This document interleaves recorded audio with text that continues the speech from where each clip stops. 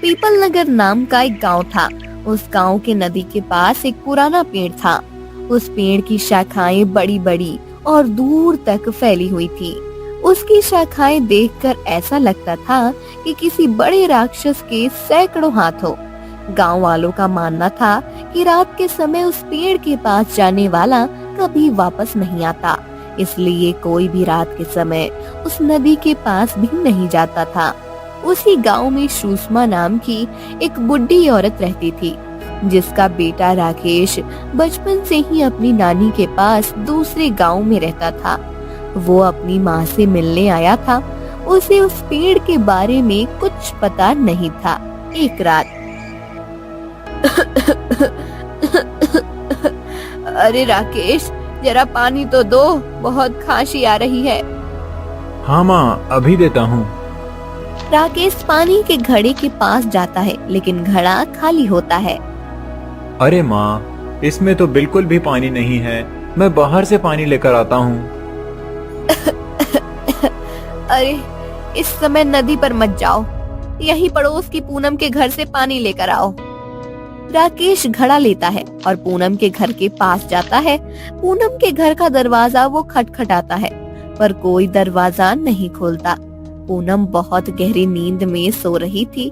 फिर लगता है पूनम दीदी गहरी नींद में सो रही हैं। अब क्या करूं?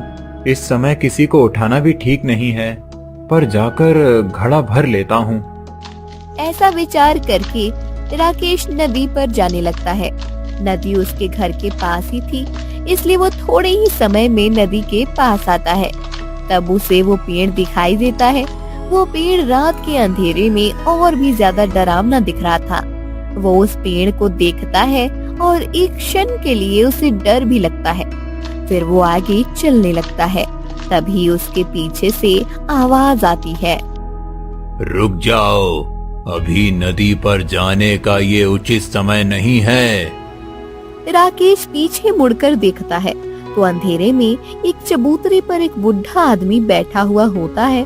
वो आदमी राकेश को नदी पर जाने से रोक रहा था। अभी उस पेड़ के पास नदी पर मत जाओ, नहीं तो अच्छा नहीं होगा। ये आप क्या कह रहे हैं? अभी मुझे पानी की बहुत जरूरत है। पानी की जरूरत कितनी भी बड़ी क्यों ना हो, लेकिन अभी उस पेड़ के पास से गुजरना खतरे से खाली नहीं है। मेरी बात मानो, अभी लौट जाओ, कल सुबह आकर पानी ले जाओ। आप क्यों नहीं समझ रहे हैं? घर में मेरी माँ को पानी की जरूरत है। मैं तो पानी लेकर ही जाऊंगा। राकेश उस बुढ़े आदमी की बात को नहीं मानता और उस पेड़ के पास से होकर नदी पर जाने लगता है। जैसे ही वो उस पेड़ के पास जाता है, अचानक वो पेड़ रोशनी से जगमगाने लगता है। उस पेड़ से विचित्र आवाजें आने लगती हैं। राकेश डर जाता है और पीछे मुड़ने लगता है। तभी उस पेड़ की दो टहनियां नीचे आती है और इस प्रकार से राकेश को उठा लेती हैं, जैसे कोई छोटी बच्चे को उठा रहा हो। अचानक से वो रोशनी गायब हो जाती है और उसके साथ राकेश भी। राकेश की चीख के साथ फिर से सन्नाटा फैल जाता है। राकेश की चीख उसकी माँ को सुनाई देती है और अरे, ये तो राकेश की चीख थी। राकेश, कहीं राकेश पानी लेने के लिए नदी पर तो नहीं गया? राकेश नदी पर गया है, इस विचार से सुषमा कांप उठती है। वो घर से बाहर आती है और पूनम के घर का दरवाजा जोर जोर से खटखटाने लगती है। अरे, कौन है इतनी रात को जो इतनी जोर जोर से दरवाजा बजा रहा है? पूनम दरवाजा खोलती है और पूनम, वो राकेश तुम्हारे घर पानी लेने के लिए। पता नहीं काकी, गहरी नींद में सो रही थी, शायद आकर दरवाजा खटखटाकर वापस गया होगा। पर तुम इतनी घबराई हुई क्यों हो? मैंने अभी अभी राकेश की चीख सुनी, इसलिए तुम्हें पूछ रही हूँ। क्या? राकेश की चीख? काकी, कहीं राकेश नदी पर तो नहीं चला गया? मुझे भी वही डर लग रहा है। सुषमा जोर जोर से रोने लगती है। सुषमा की आवाज सुनकर आसपास के सब लोग जाग जाते हैं और बाहर आ जाते हैं। पूनम सबको बताती है राकेश नदी पर पानी भरने गया था। शायद ये बात सुनकर सभी डर जाते हैं। सुषमा सबसे कहती रहती है कि जाकर उसे देख कर आओ, लेकिन उस पेड़ के डर से कोई भी नदी के पास जाने की हिम्मत नहीं करता है। ऐसे ही कुछ दिन बीत जाते हैं। एक रात गांव की मुखिया की पत्नी को प्रसव पीड़ा शुरू हो जाती है। मुखिया गांव के ही जसवंत के पास आते हैं और जसवंत, अपनी बैलगाड़ी शुरू करो, मेरी पत्नी को प्रसव पीड़ा शुरू हो गई है, दाई माँ को लेकर आना है। परंतु दाई माँ का घर तो पास में ही है, उसके लिए बैलगाड़ी की क्या जरूरत है? दाई माँ पड़ोस के गांव में गई हैं, अपनी बहन के पास, उन्हें अभी लेकर आना जरूरी है। हाँ, पर अभी इस समय दूसरे गांव जाना क्या सही होगा? आपको तो पता है कि दूसरे गांव जाने का रास्ता नदी के पास से जाता है, और नदी के पास तो वो भयानक पेड़ है। हाँ, मैं जानता हूँ, लेकिन अभी सबसे ज्यादा जरूरी मेरी पत्नी की तबीयत है। दाई माँ अगर समय पर नहीं आई तो मेरी पत्नी और मेरा होने वाला बच्चा दोनों की जान खतरे में पड़ सकती है। जसवंत को समझ नहीं आ रहा था कि अब मुखिया से क्या कहे। मुखिया जी समझ जाते हैं कि जसवंत आना नहीं चाहता और वो खुद ही दाई माँ को लाने के लिए निकलते हैं। रात के अंधेरे में मुखिया जी चलते हुए जा रहे थे। कुछ देर में वो नदी के पास आते हैं। उस भयानक पेड़ को देखकर एक क्षण के लिए मुखिया जी रुक जाते हैं, फिर अपनी पत्नी के बारे में सोचकर आगे बढ़ते हैं। तभी वो चबूतरे पर बैठा हुआ बुढ़ा उनके पास आता है और रुक जाइए मुखिया जी, उस पेड़ के पास से मत जाइए। मेरा जाना बहुत जरूरी है। इस पेड़ के पास अगर आप जाएंगे तो आपके साथ क्या होगा उसकी कल्पना भी आपसे नहीं होगी। मेरे पास ये सोचने का समय नहीं है, मुझे किसी भी हाल में आगे जाना ही होगा। मुखिया आगे जाने लगते हैं। वो जैसे ही उस पेड़ के पास आते हैं, पेड़ चमकने लगता है। जिस तरह से राकेश को पेड़ ने अपनी गिरफ्त में लिया था, वैसे ही मुखिया को भी पेड़ गायब कर देता है। गांव की औरतें मुखिया जी की पत्नी के पास जाकर उसकी अचकी कर देते हैं। वो एक सुंदर से बेटे को जन्म देती है।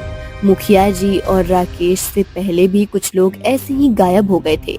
ये सब देखकर गांव का ही एक बहादुर और दयालु लड़का तेजस सामने आया और उसने कहा, मुझे लगता है कि अब हमें उस पेड़ के रहस्य को जानने की आवश्यकता बढ़ गई है। कब तक हम ऐसे ही उस पेड़ से डरते रहेंगे और कब तक वो पेड़ हमारे गांव के लोगों को गायब करता रहेगा? तुम सही कह रहे हो, पर उस पेड़ के पास जाने की हिम्मत कौन कर सकता है? जो भी पेड़ के पास जाता है वो तो गायब हो जाता है। हाँ, मुझे नहीं लगता कि कोई भी उस पेड़ के पास जाएगा। मैं जाऊंगा उस पेड़ के पास, हमारे गांव के हित के लिए। अब मैं उस पेड़ के रहस्य को ढूंढ कर रहूंगा।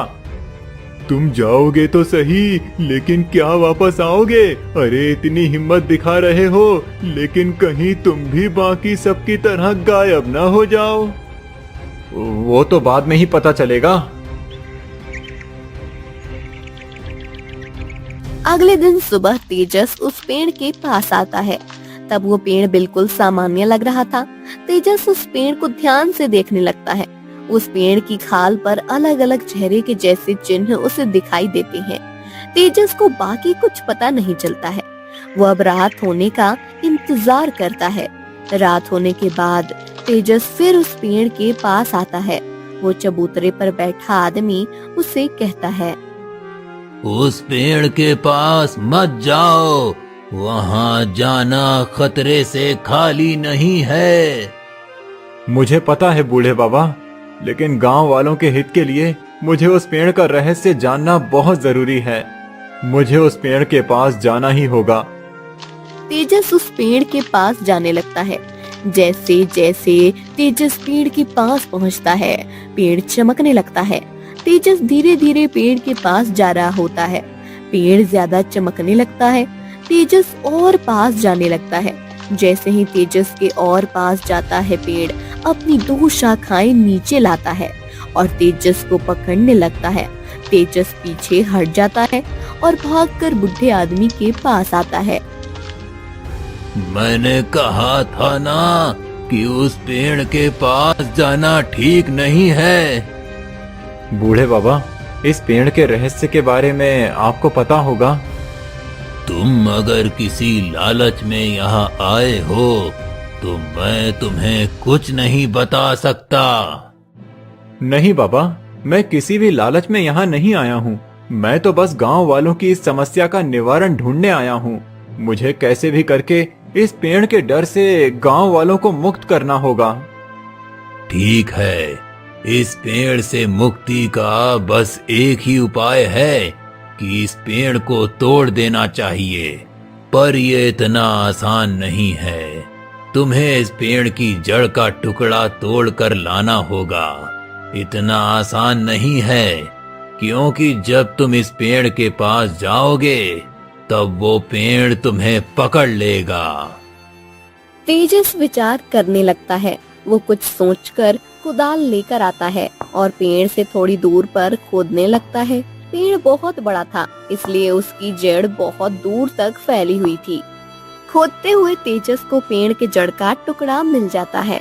जड़ का टुकड़ा टूटते ही पेड़ हिलने लगता है और कड़कड़ आवाज के साथ उसकी शाखाएं टूटकर गिर जाती हैं। शाखाएं टूटकर गिरते ही वो सभी लोग जो उस पेड़ में बंदी बन चुके थे वो एक एक करके बाहर आते हैं, जिनमें राकेश और मुखिया भी थे। उस पेड़ से चमक धीरे धीरे कम होने लगती है। पेड़ से आवाज आती है, तुमने इन सबको मुक्त करके ठीक नहीं किया है। ये सब मेरे बंदी हैं। तभी बुढ़े बाबा वहाँ आते हैं। पूरा गांव भी वहाँ आ जाता है। बुढ़े बाबा वहाँ आकर बोलते हैं और उस पेड़ पर फूंक देते हैं। उनके ऐसा करते ही वो पेड़ 2 हिस्सों में टूट जाता है और उस पेड़ के अंदर से सफेद रंग का धुआं बाहर आकर आसमान में विलीन हो जाता है। सभी उस धुएं को देखते रहते हैं। तब बुढ़े बाबा, कुछ सालों पहले। तांत्रिक, बताओ वो गुप्त खजाना कहाँ है? वो खजाना यही है, इस जगह पर। लेकिन आपको खजाना हासिल करने के लिए एक बलि देनी पड़ेगी। गांव की एक जवान लड़की की बलि जब इस जगह पर दी जाएगी तभी ये खजाना आपको मिलेगा। पर ऐसी लड़की, और उस लड़की को मैं यहाँ तक लेकर कैसे आऊंगा? वो सोचना आपका काम है। गांव में कई गरीब लोग हैं जिसकी कोई बेटी आपकी बातों में फंस सकती है। ठीक है, मैं कुछ करता हूँ, पर किसी भी हाल में मुझे वो खजाना चाहिए। गांव में जमींदार का बेटा गुप्त धन के पीछे पड़ा हुआ था। वो गुप्त धन को हासिल करने के लिए कुछ भी करने के लिए तैयार हो गया था। उसने गांव की एक गरीब और भोली लड़की को अपने प्यार की जाल में फंसाया और वो उसे नदी के पास उस जगह पर ले आया। तांत्रिक की मदद से जमींदार के बेटे आदित्य ने उस लड़की की हत्या कर दी और उसके लाश को वहीं दफना दी। इसकी हत्या हो गई है। अब बताओ कि वो गुप्त धन कहाँ है? वो धन अब आप नहीं, मैं प्राप्त करूंगा। ये तुम क्या बोल रहे हो? हाँ, मैं तो बस लड़की की बलि का इंतजार कर रहा था। आज वो बलि मिल गई है। अब वो गुप्त धन मेरा होगा। इसका मतलब तुमने मुझे मोहरा बनाया है। अब आदित्य और तांत्रिक में झगड़ा होने लगता है। दोनों एक दूसरे को मारने लगते हैं और अपनी जान बचाकर भाग जाते हैं। इस गांव के जमींदार के बेटे ने गुप्त धन के लालच में गांव की एक लड़की की हत्या करके उसे इस जगह पर गाड़ दिया था और उस पर ये पेड़ लगा दिया था। उस लड़की की आत्मा इस पेड़ में कैद हो गई और उसने इस पेड़ के पास आने वाले को बंदी बनाना शुरू कर दिया था। अभी ये जो धुआं बाहर निकला है वो उस लड़की की आत्मा ही थी। वो पेड़ गिर पड़ता है और वहाँ एक सुरंग दिखने लगती है।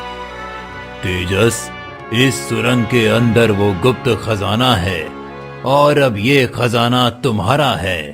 वो खजाना सिर्फ उसी व्यक्ति को हासिल होने वाला था जो सज्जन और परोपकारी हो। तुमने गांव वालों के लिए सोचा और अपने स्वार्थ के लिए नहीं, इसीलिए ये खजाना सिर्फ तुम्हें ही मिलेगा। तेजस सुरंग के नीचे जाकर वो खजाना ले लेता है। पीपलपुर गांव उस मायावी पेड़ के चंगुल से मुक्त हो जाता है। अब कोई भी किसी भी समय नदी पर जाने से नहीं डरता है। बिरजू सिर गांव में रहने वाला एक गरीब पर सज्जन व्यक्ति था। बहुत ईमानदार था। गांव में उसकी ईमानदारी के लिए उसकी प्रशंसा करते थे तो कुछ उसका मजाक उड़ाते थे। एक दिन बिरजू रास्ते से जा रहा था। उसी समय गौरव नाम का एक धनिक व्यापारी बिरजू से थोड़ी दूर पर चल रहा था। अचानक गौरव की जेब से उसका बटुआ निकलकर नीचे गिर गया। गौरव को पता नहीं चला। अरे, ये तो उनका बटुआ गिर गया। कमाल है, उन्हें तो पता भी नहीं चला। मैं अभी उन्हें रोकता हूँ। बटुए को देखकर तो लग रहा है कि इसमें बहुत सारे पैसे होंगे। बिरजू जमीन पर पड़ा बटुआ उठाता है और भागकर गौरव को पुकारता हुआ उसके पास जाता है। सुनिए सुनिए, ये देखिए आपका बटुआ। अरे, मेरा बटुआ कब गिर गया पता ही नहीं चला। हाँ, अभी अभी मैंने इसे देखा। ये लीजिए। गौरव बटुआ हाथ में लेता है। गौरव को उस बटुए के वजन से ही पता चलता है कि बटुआ पूरा भरा हुआ है। आपने बटुआ खोलकर नहीं देखा? जी नहीं, मैंने आपके बटुए को देखा और आपको लौटाने आपके पास आ गया। आपके बटुए को खोलकर देखने की मुझे क्या जरूरत है? तुम जैसे सज्जन और ईमानदार लोग आजकल बहुत कम मिलते हैं। मैं तुम्हारी ईमानदारी को देखकर सच में बहुत खुश हो गया हूँ। ये लो, ये थोड़े पैसे अपनी बख्शीश समझकर रख लो। नहीं, मुझे ये बख्शीश नहीं चाहिए। मैंने आपका बटुआ किसी स्वार्थ से नहीं लौटाया है। मुझे ये पैसे नहीं चाहिए। मेरी खुशी के लिए रख लो। आपको मुझे कुछ देना है तो मुझे कोई काम दे दीजिए। मेरे पास कोई काम नहीं है और मुझे काम की बहुत जरूरत है। क्षमा करना मित्र, मेरे पास तुम्हारे लायक अभी कोई काम नहीं है। मैं अभी तुम्हें पैसे दे सकता हूँ, काम नहीं। ठीक है, कोई बात नहीं, पर मैं ये पैसे नहीं ले सकता। धन्यवाद। बिरजू और गौरव दोनों अपने अपने रास्ते चले जाते हैं। पास ही एक पेड़ के नीचे खड़े रमेश और प्रभाकर ये सब देख लेते हैं और देखा इस पागल बिरजू को, ईमानदारी का पुतला बना घूमता है गांव में। अरे, इतना भरा हुआ बटुआ खोलकर देखे बिना ही उसे लौटा दिया। हाँ। देखो तो, हाँ। अरे, उस बटुए पर तो मेरी भी नजर पड़ी थी, पर इससे पहले कि मैं जाकर उसे उठाऊं, वो बिरजू वहां पहुंच गया। अरे, मैं चला जाता तो थोड़े तो पैसे निकाल लेता और उसे बटुआ लौटा देता। हाँ, इसने तो ऐसे ही बटुआ लौटा दिया और जब वो सेठ सामने से पैसे दे रहा था तब भी उसने मना कर दिया। हाँ। इतना गरीब है फिर भी इतना सज्जन बना रहता है। समझ नहीं आ रहा है कि इतनी तंगी में कोई इंसान इतनी ईमानदारी कैसे दिखा सकता है। ऐसे ही एक दिन गांव के सरपंच जी अपने नौकरों के साथ बात कर रहे थे। भोला, मुझे हमारे सारे बही खातों का हिसाब रखने के लिए एक ईमानदार आदमी चाहिए। मालिक, हमारे गांव में तो कई सारे लोग हैं जो आपके लिए काम कर सकते हैं। हाँ, हमारे गांव में लोग तो हैं काम करने के लिए, पर वो ईमानदार होने चाहिए। हिसाब में गड़बड़ी करके खुद का फायदा करने वाले लोग कई मिलेंगे, पर पैसों के लालच के बिना काम करने वाला कोई चाहिए। हाँ, ऐसा एक व्यक्ति है, हमारे गांव का बिरजू। सुना है कि बिरजू बहुत ईमानदार है। उस दिन उसने एक धनिक का पैसों से भरा हुआ बटुआ उसे लौटा दिया था और जब धनिक उसे बख्शीश दे रहा था तब उसने एक पैसा नहीं लिया, वो भी इतना गरीब होने के बावजूद। ठीक है, तुम बिरजू को बुला लो, मैं उससे बात करता हूँ। भोला बिरजू को बुलाता है। सरपंच जी बिरजू से बात करते हैं। बिरजू, मैंने सुना है कि तुम बहुत सज्जन और ईमानदार हो। मुझे अपने काम का हिसाब रखने के लिए एक व्यक्ति की जरूरत है। तुम मेरे साथ काम करने के लिए तैयार हो तो बताओ, तुम्हें महीने के 1000 रुपए दूंगा। ठीक है सरपंच जी, मैं काम करने के लिए तैयार हूँ। बिरजू अब सरपंच जी के घर जाकर काम करने लगता है। कुछ दिन के बाद हिसाब करते समय बिरजू को ध्यान में एक बात आती है। सरपंच जी का बेटा उनके साथ धोखा करके हिसाब में गड़बड़ी कर रहा था। फिर सरपंच जी, हिसाब में थोड़ी गड़बड़ी है। पर हिसाब में गड़बड़ी कौन कर सकता है? ये तो मेरा बेटा ही देखता है। हाँ सरपंच जी, पर मेरे ख्याल से आपके बेटे से ही कोई गड़बड़ी हुई है। उसी ने हिसाब में फेरफार किया है।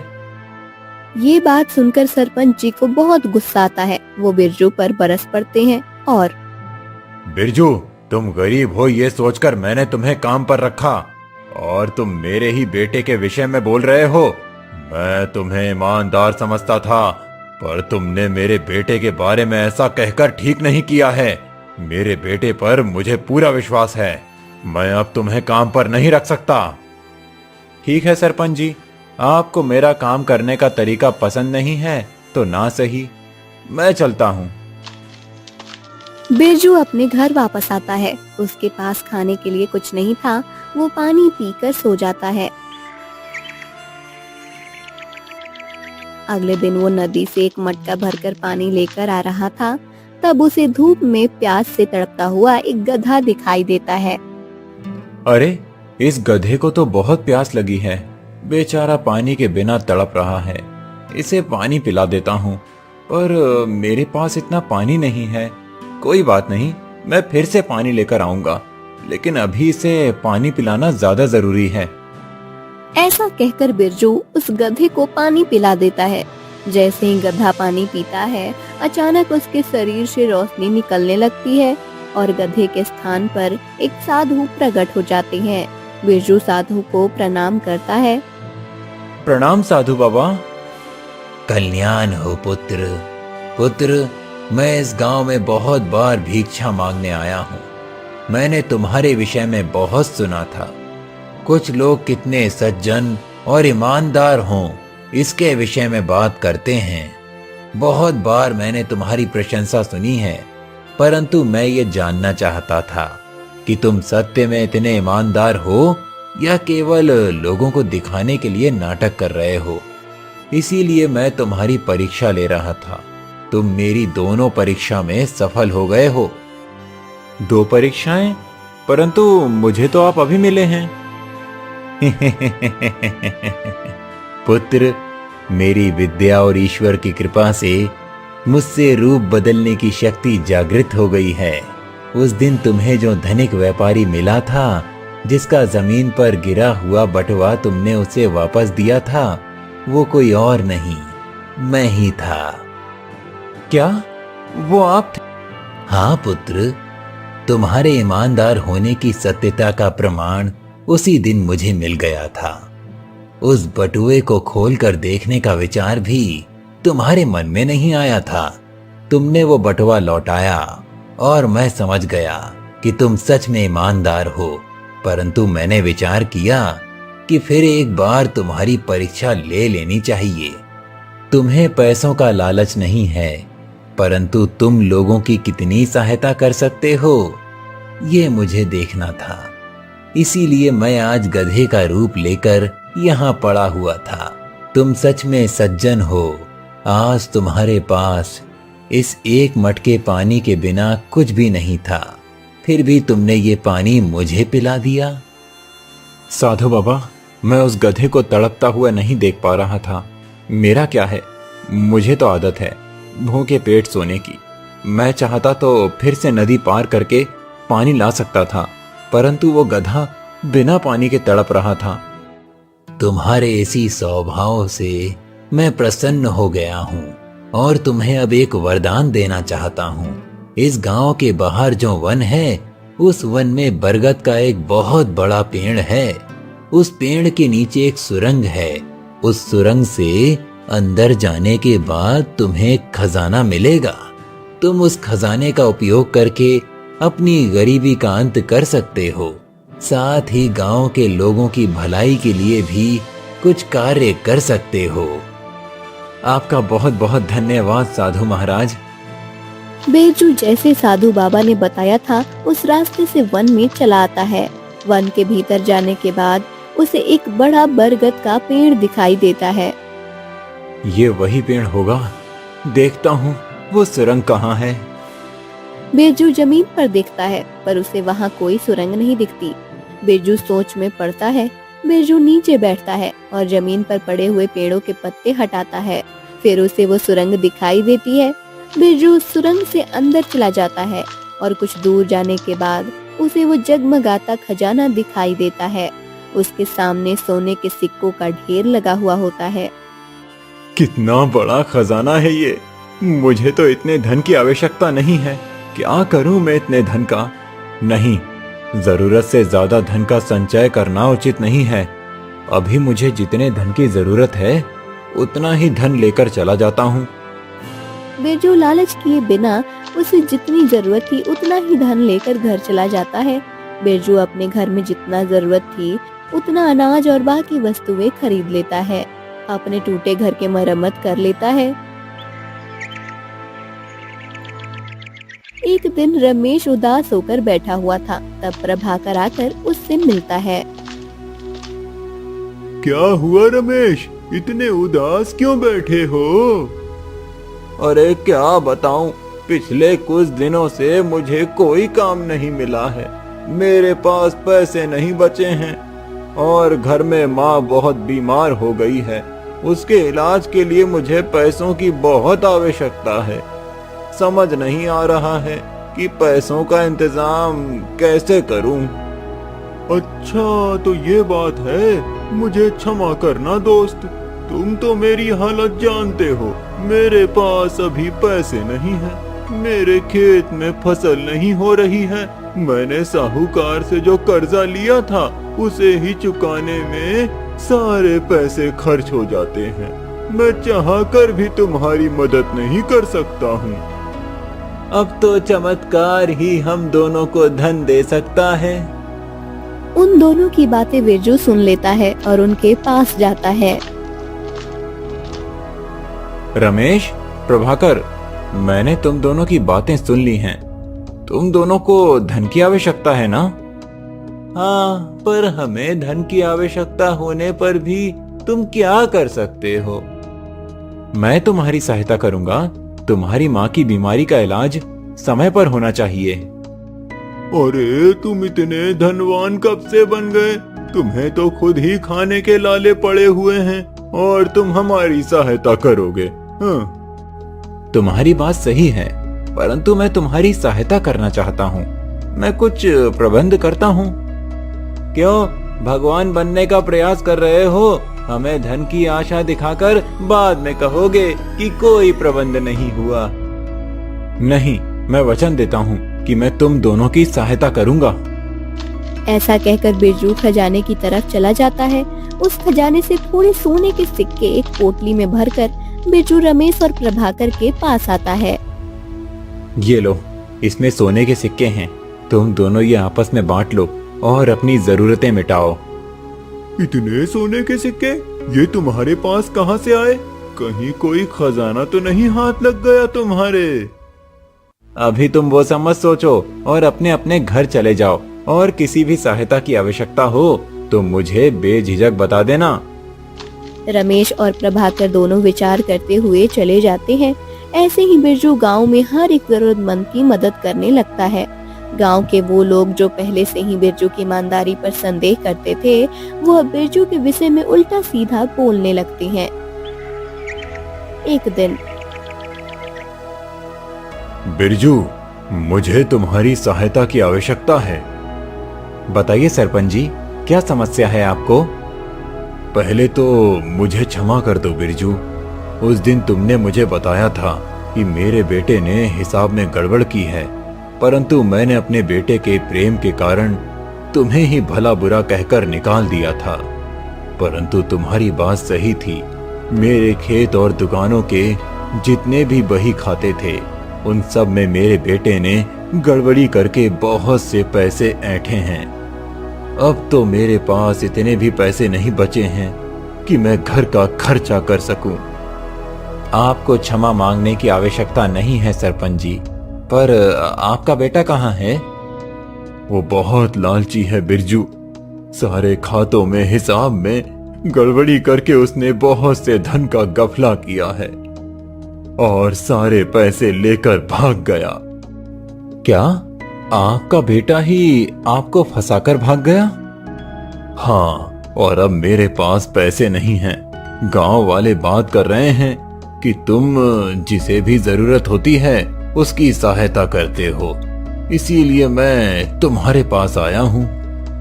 ठीक है सरपंच जी, आप घर जाइए, मैं कुछ देर में पैसे लेकर आता हूँ। बिरजू फिर खजाने के पास जाता है और कुछ सोने के सिक्के लेकर सरपंच जी को देकर आता है। बिरजू अब खुद भी दूध बेचने का काम करने लगता है। धीरे धीरे बिरजू धनवान बनने लगता है। गांव का साहूकार बिरजू से जलने लगता है। उसे यही सवाल सताने लगता है कि बिरजू के पास इतना धन कहां से आ रहा है कि वो गांव में सबकी सहायता कर रहा है। शिवानंद एक दिन बिरजू का पीछा करता है और उसे खजाने का पता चल जाता है। एक दिन शिवानंद शाम के समय अंधेरा होने के बाद उस सुरंग से होकर खजाने के पास जाता है। खजाने से सोना लेकर सब गांव वालों की सहायता कर रहा है वो बिरजू। बड़ा ईमानदार बना घूम रहा है। देखो, आज मैं ये सब खजाना चुराकर यहाँ से गायब हो जाऊंगा, फिर देखता हूँ कि कैसे सहायता करता है। ऐसा कहकर शिवानंद उस खजाने के पास जाने लगता है। तभी वहाँ अचानक 4 बड़े बड़े शेर प्रकट हो जाते हैं। उन शेरों को देखकर शिवानंद डरकर पीछे हो जाता है। ये क्या? ये शेर कहाँ से आ गया यहाँ? तभी शिवानंद के पीछे से आवाज आती है। उसके पीछे साधु खड़े होते हैं। तुम जैसे दुष्ट व्यक्ति को ये खजाना कभी प्राप्त नहीं हो सकता। बिरजू का पीछा करके तुम इस खजाने तक तो पहुंच गए, परंतु इस खजाने को स्पर्श भी नहीं कर पाओगे। ये खजाना बिरजू को वरदान से प्राप्त हुआ है। उसकी ईमानदारी और उसके सज्जन स्वभाव के कारण बिरजू इस खजाने को प्राप्त करने के योग्य हुआ है। ये खजाना उसी की ईमानदारी का फल है। शिवानंद खजाने की ओर देखता है और खजाना गायब हो जाता है। शिवानंद वापस चला जाता है। बिरजू अब अपनी ईमानदारी के चलते पूरे गांव का चहेता हो जाता है।